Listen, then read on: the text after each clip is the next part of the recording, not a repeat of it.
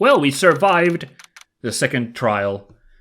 Wasn't an easy rumble, definitely, because, man, I was down on that last peg of health. Thankfully, the Blue Badger one was sensible, like I said, so I managed to squeak by there. And the Neil Marshall thing. Noticing that was good, too. But, yeah, February 24th. Let's go. I'm so sorry, Mr. Wright. I'm sorry for what my sister said. Drastic crimes require drastic measures. That's just the way it is. We did what we had to, in order for him to get the verdict he deserved. I didn't know. I never knew that the SL9 incident was just another name for the Joe Dark killings. Sounds like everyone's heard about these killings but me. Lana wanted Dark convicted so badly. That's why she used me. That's why she used what happened to me. What do you mean, what happened to you?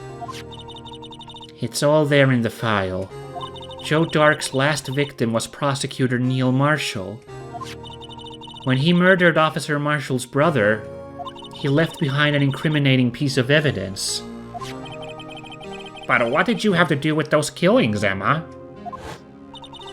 On the night Prosecutor Neil Marshall was murdered, Joe Dark tried to kill me. What? He tried to kill you? Officer Marshall's brother, Neil, was only trying to save me. So that means you... Yes. I was a witness in the Joe Dark trial. I didn't see that one coming. But yes, you did, Phoenix. It was in the freaking... It was... You even said earlier, like, both of the Sky Sisters are in the... Okay, no, no what? Never mind. Don't worry about it. Don't worry about it. It's all good. Oh gosh, are we gonna do the same old investigations? I feel like these aren't... Yeah, these are all the same, aren't they?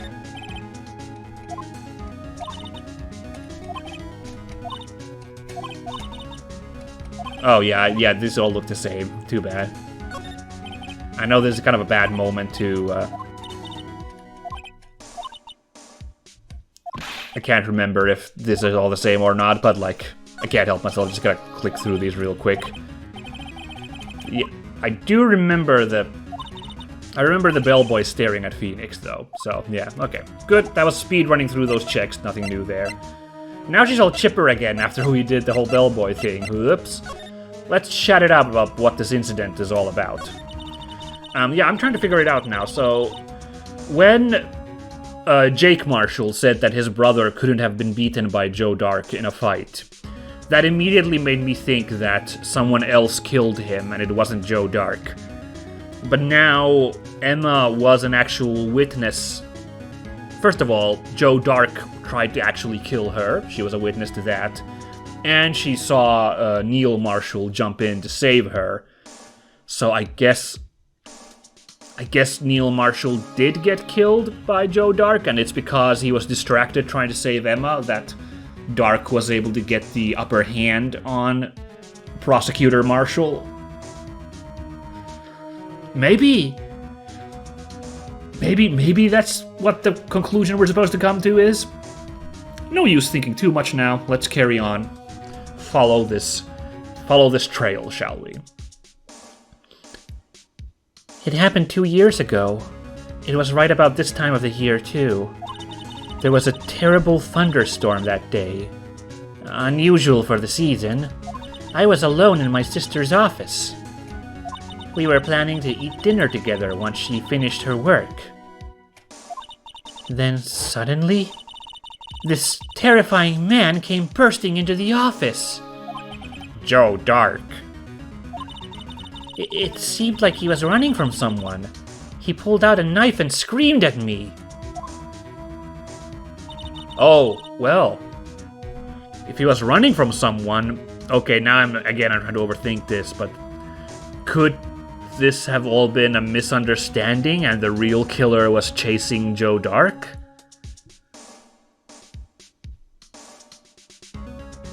Again, I don't want to, like, go on a wrong trail of red herrings here, but that sounds a little bit like that could have been a misunderstanding when they bumped into each other like that.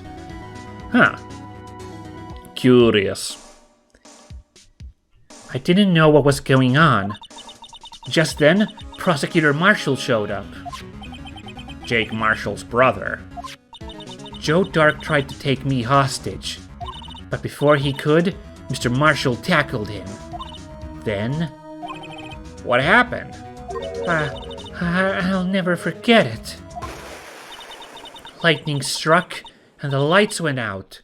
Suddenly, a bolt of lightning flashed outside the window, lighting up the office for an instant.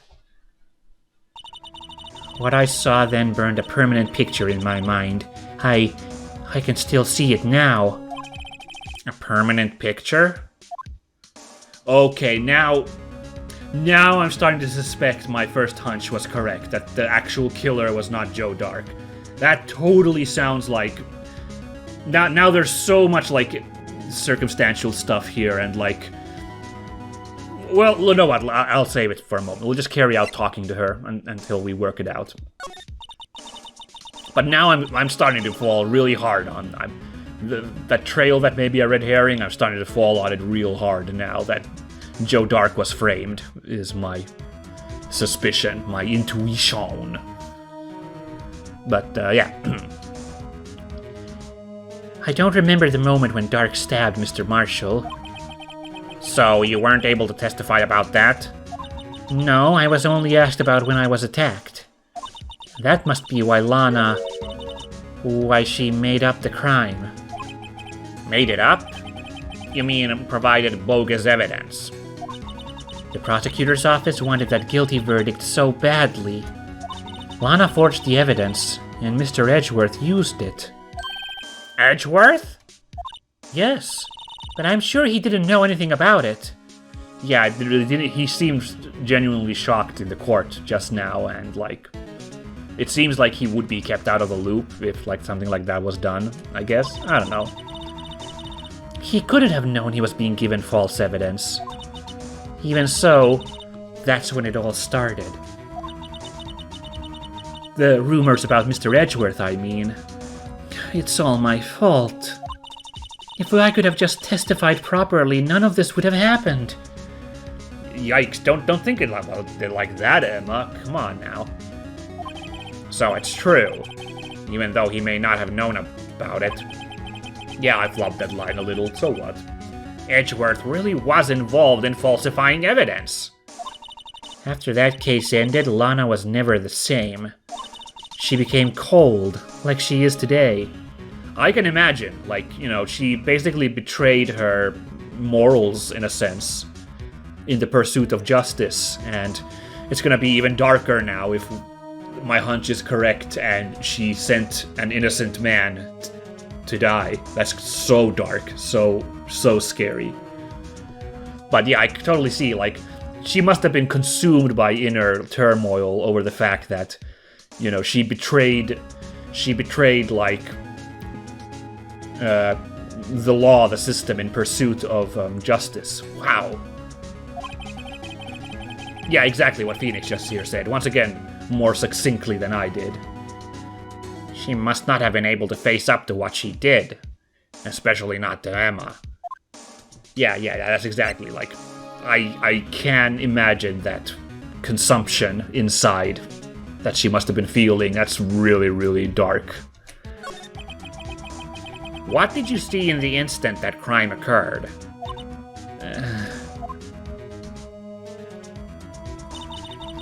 Dark knocked down Mr. Marshall and raised his knife. Neil Marshall was stabbed right in front of this poor girl.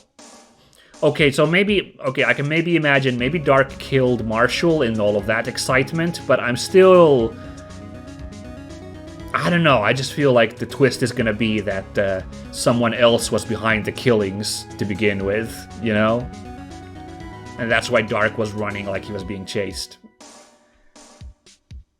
I know I may be like overthinking it and trying to overguess, because it's also entirely possible that he was being chased because they were onto him, you know? That's also entirely possible. But, like, I don't know, it's partly my paying attention to, like, trying to figure out the, you know, all the evidence here, all the, like, little clues and discrepancies. It's part of my narrative sense of trying to figure out what will make a good story. Like, that would be, like, an interesting story, an interesting twist, if that's what happens. So I'm, like, kind of trying to lean on that. I don't remember what happened after that. Apparently I passed out. When I came to, Lana was cradling me in her arms. Poor Emma, you've been through so much.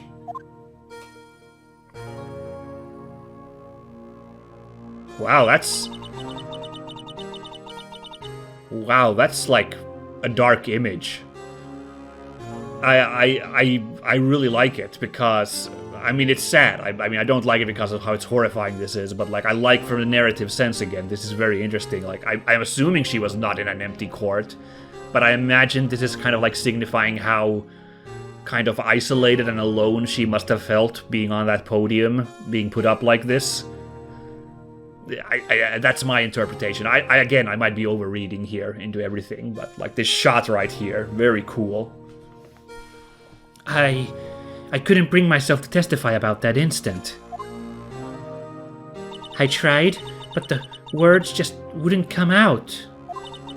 I drew a picture, but it wasn't any good. 2 years ago. You must have been 14. That's understandable.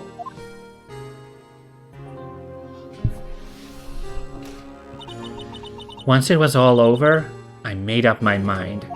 I decided that when I grew up, I'd become a scientific investigator. I want to be able to fight crime with my testimonies, and find the evidence to make an airtight case. That way, Lana would never have to forge any. I see. I think I'm finally starting to understand what makes Emma tick. Yeah, and it's like really a lot sadder than I thought. You know, she just seemed to be like, yay, science, but it seems like she's like kind of consumed by guilt to some extent, and yikes, sad. But there's still something that bothers me about that crime. Something puzzling. There's something that's puzzling me, Emma. What is it? You said you were in Lana's office at that time, right? That's right.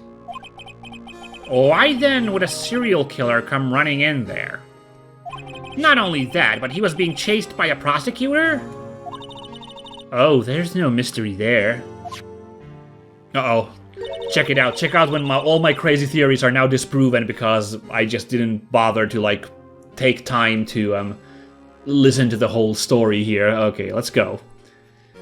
Joe Dark had been taken in for questioning that day. Taken in for questioning? You mean by the police?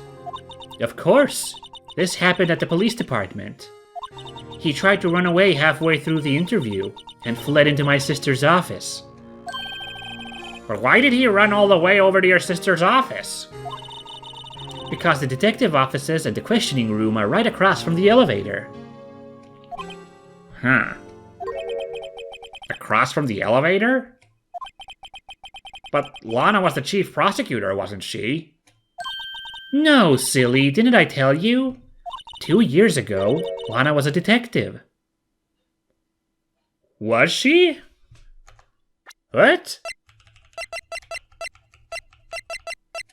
Huh? Lana Skye was a witness. Executive investigator. Oh yeah, hold on now. I didn't even think about that, but yeah, hold on now. That she wasn't part of the prosecution. Wow, I just kind of assumed she was investigating and part of the prosecution, but oh no, she was in the investigation force purely. See, I also assumed that being being Edgeworth's superior, she had been a prosecutor before Edgeworth. That's also why I assumed that. I didn't even stop to think. What? This is weird. She was the best in the entire force. What? That's news to me. Ooh, I gotta take a sip. I didn't get a really good watt there. Hold on. Ugh, there we go. Got a drink of water. Let me try the watt again one more time. What? Okay, yeah, that was crisper. My voice didn't give out at the end there. Anyway, after the Joe Dart case, she was transferred to the prosecutor's office and made chief prosecutor. Lana used to be a detective? I'd better have another talk with her.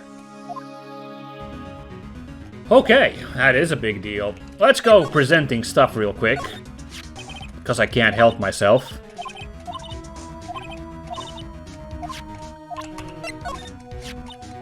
Actually, do I need to really... Oh, this was something new. Hold on, I'm such an idiot. Hold on, I was just like, do I really need to go through these old items? But, you know, sometimes, like we just saw, you uncover new stuff when you have new stuff about old items when you progress in these cases. So yeah, totally worth it. Let's go one more time. Mr. Goodman didn't have this on the day of the crime, right? Right. A few days before he was murdered, he had filed a lost item report. Although stolen item is more like it. Swiped by that lone wolf who dressed up like him. I never would have thought Officer Marshall the type to do something like that. It didn't come as much of a surprise to me. Okay, yeah, it's cool. It's kind of like a summation of the facts. I'd bet you'd be pretty happy with a King of Attorneys shield too, huh? We defense attorneys are a scattered, unrecognized bunch. Still, I wonder why the trophy shield is broken. It is pretty odd, huh? I doubt it has anything to do with this case, though. Although, now that we know that Neil Marshall held it, could it have something to do with it? So, Mr. Edgeworth's knife was the murder weapon? Right. Or so the witness, Ms. Starr, claims. She saw your sister stab Mr. Goodman with this knife. You know, all of this is that Angel Star's fault. She's not the one on trial here. Well, no, but she must have seen it wrong. Her eyesight isn't on trial here either. And just to go back to that whole Mr. Goodman was murdered in the evidence room earlier thing, and the body was brought to the the parking lot thing. That I was like, I guess that's not true, even though I thought it, and then I was like, maybe it's true.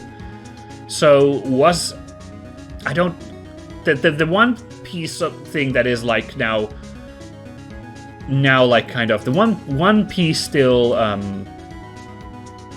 in denial here is that the one contradicting thing is Ms. Starr's witness testimony, which apparently is tight. Like, she did see Lana stab Goodman. So if if Goodman was really killed earlier and the body was brought over to the parking lot, was Lana stabbing the body, or was it another impersonator, or did they prop up Goodman's body for her to stab? By they, I mean the actual killer, although it could have been Lana still, who killed Goodman in the evidence room and then pretended to kill him in the parking lot. My head is kind of hurting trying to make that part make sense.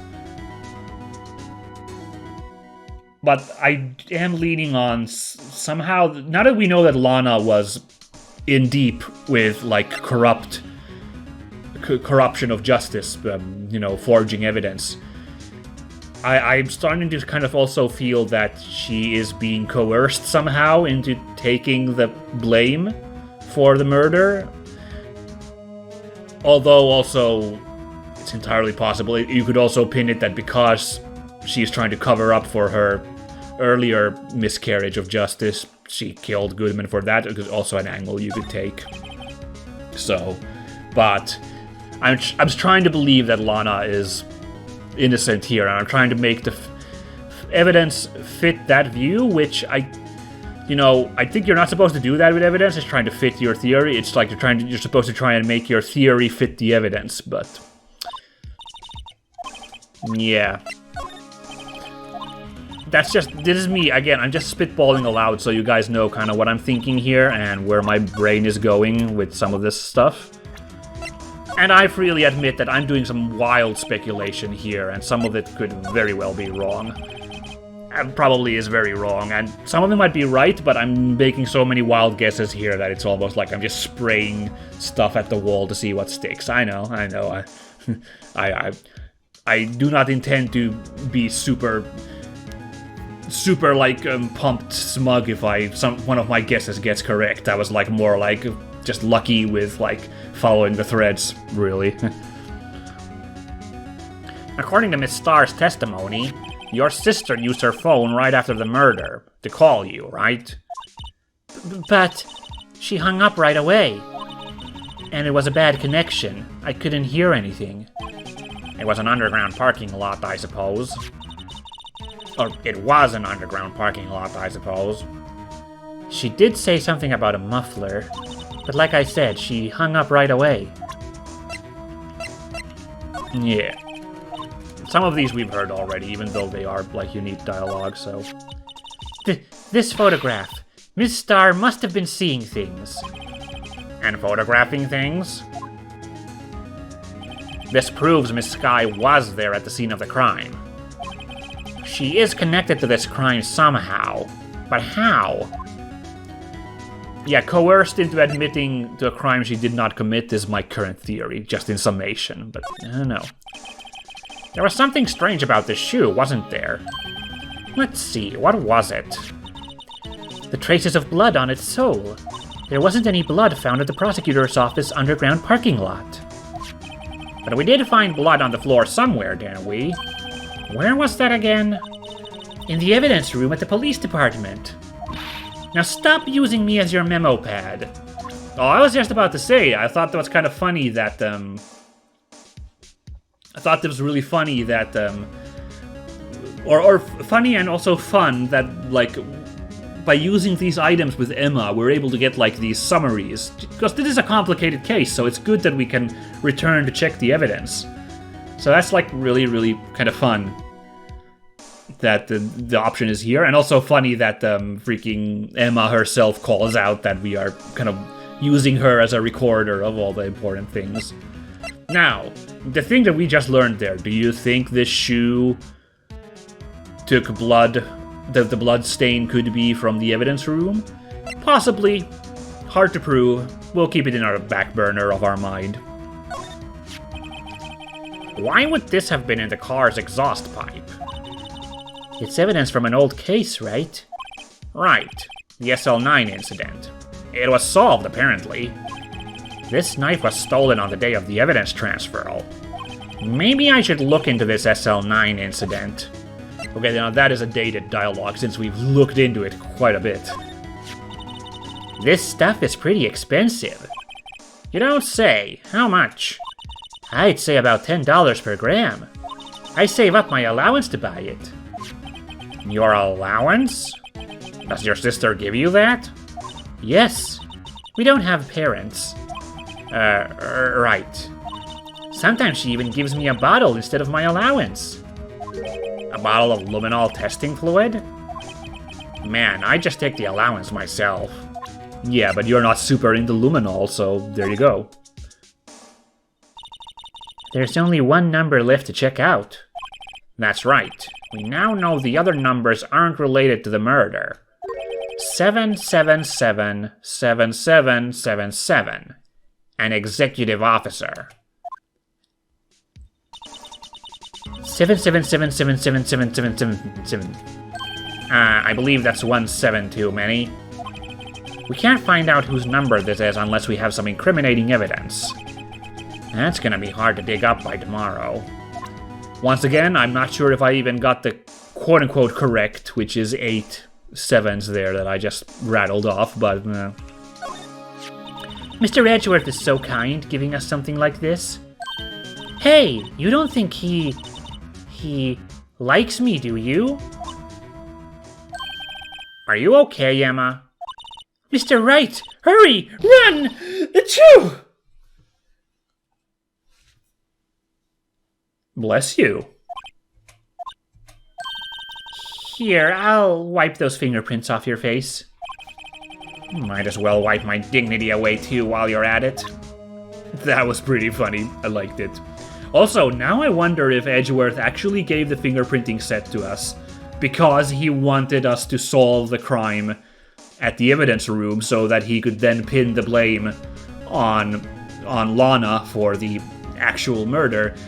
So devilish, Edgeworth. I want to imagine that's the case, that he wasn't actually being, or actually, maybe it's even better for the story if it's like complicated. Like if it's like he was like kind of feeling it for like Emma, not the way Emma's imagining, but like, just like, had sympathy for Emma. But he was also, even though he was like being a nice guy, even then the like gears were in the back of his head like, I'll use this at my advantage. That fool Wright will actually do my work for me. That's what I want to imagine. Basically. This screwdriver was at Edgeworth's office, wasn't it? Yes, he said it didn't have anything to do with the crime. Then what are we doing carrying it around? Hey, don't ask me. I'm not the one making the decisions around here. If I recall, Edgeworth said Chief Gant asked him to take this to the prosecutor's office. Curious. Yeah, okay, that's good summation. I might have almost forgotten what the point of the screwdriver was, but that's right. That's why Edgeworth was in the evidence room at 4:40. Interesting. Now, what is the screwdriver then? What AI-16? We are going to have to scratch our heads over that at some point, I think. Mr. Goodman didn't have this on the day of the crime, right? Oh, this is the same dialogue. It's just because it's the ID. Yeah, the lost item report. Yeah. Here, see this? Oh no, this is just that was just a regular one. Just like this. Although there is a nice amount of stuff to talk with Emma, since this is the kind of summation thing. This jar is pretty fragile. It looks like it's about to break apart. What do you mean about to? It's already broken. I meant again. This piece was found in Detective Goodman's evidence locker. That means this is somehow related to that other incident. SL9, yeah. Yeah, great stuff here to have like this summary of all the facts of the case, because this is incredibly complicated, this case, so... At least for me. Maybe you sleuths at home are like, I got this, but my dumb brain is like, I need all these facts to be spelled out to me again, so I'm clear on everything. This fingerprint was left on the locker when Marshall was stashing his bloody coat. I guess that blood wasn't Mr. Goodman's after all. Nope, just that of an overly zealous patrolman. So there wasn't a murder at the police department at 5:15 in the end. I wonder what's going to happen to Officer Marshall now. He probably is going to do jail time for impersonation of an officer and, attempted... Well, not murder. I guess he didn't attempt murder, but, like, obviously, battery? I don't know what the right term is. He did attack still, and that he could have killed, even if he didn't mean to. He could have killed Meekins in that tussle, so yeah. Yeah. Marshall's in trouble, I'm pretty sure. We owe our entire success in court today to this tape. At first I thought it was a joke, but it turned out to be a goldmine of evidence. I counted a total of 5 clues in it. It also gave the Blue Badger some publicity. Of the negative sort, that is. What were the 5 clues? Interesting. There was the light, the glove dropping, the blood stain on the jacket, and the jacket hanging out from the locker. That's 4 evidence. What do you think the 5th one is? I'm blanking out. Is it the Blue Badger? The blue badger wasn't really, I guess, kind of evident since it was blocking the thing. So that was evidence that the blood stain was there earlier, I guess. Yeah. I guess that's 5 if we count the blue badger. If there's another one, write in the comments that something else that I missed, but we'll go with that. It seems everything is somehow related to this incident. What was it labeled again? The SL9 incident? Yes, the name of everyone connected to this trial is listed in here. All that's left is to figure out just what role everyone plays in this case.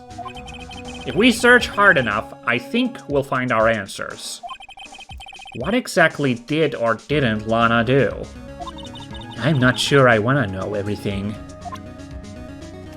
Okay, well, we went long today because I wanted to actually do these items here at the end, and it actually took way longer than I thought because there was so much good stuff to review there, but still, this has been enjoyable. This has been very good. I really liked... Even though we got done with the main part of the day 2 trial, there was still really good stuff here. The conclusion and all the revelations were really great. This stuff here where we learned about what happened at SL9 was also really super good. So this has been very, very, very productive, and I like it all, and I hope I can piece it together to solve this confounding crime.